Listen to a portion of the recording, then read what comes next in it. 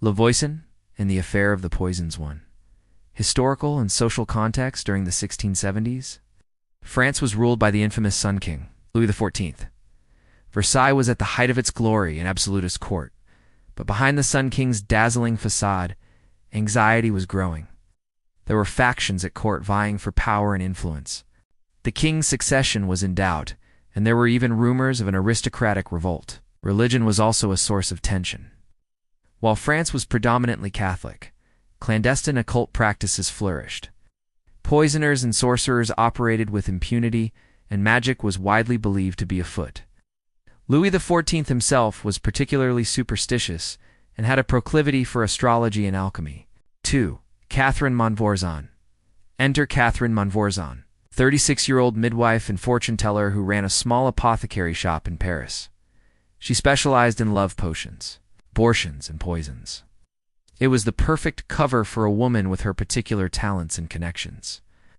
Over the years, she built a clientele of influential aristocrats who came to her for all manner of nefarious purposes. They wanted to get ahead at court or harm those who stood in their way. Voisin had a way of supplying them with just what they needed, free. Crimes and black masses, she is said to have supplied dozens of aristocrats with poison, many of whom died mysteriously. In addition to her poison business, Voisin also dabbled in satanic ritual. She organized secret gatherings known as black masses, where she would invoke demons to do the bidding of her clients. These could be anything from making someone fall in love with you, to harming them, or even killing them. Rumors also circulated that she sacrificed infants and used human remains in her spells. Her grisly black masses became infamous. Aristocrats from all over France came to Paris to attend them.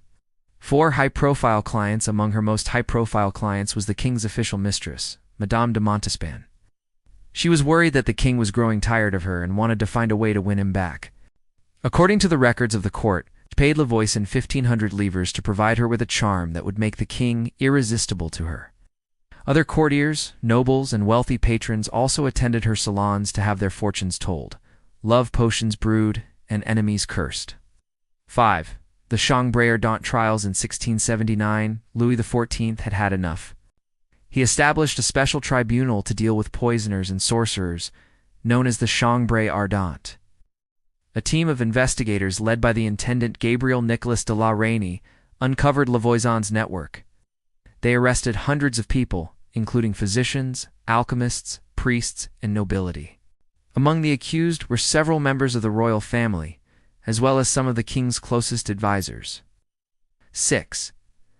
Fate of the principal actors. Voisin was condemned to death in 1680 and died in prison under mysterious circumstances. Madame de Montespan was never formally charged, but she fell from favor and spent her remaining days in exile. At least 36 people were executed, but many others were imprisoned or sent into exile. 7. Cultural and literary legacy. The affair of the Poisons was a scandal of gargantuan proportions. It exposed the dark underbelly of Versailles and the intrigue that lay behind its gilded facades. It inspired a number of memoirs, including Es pour servir, Ail Histoire des Empoisonneurs, which recount the trials and executions of the principal actors.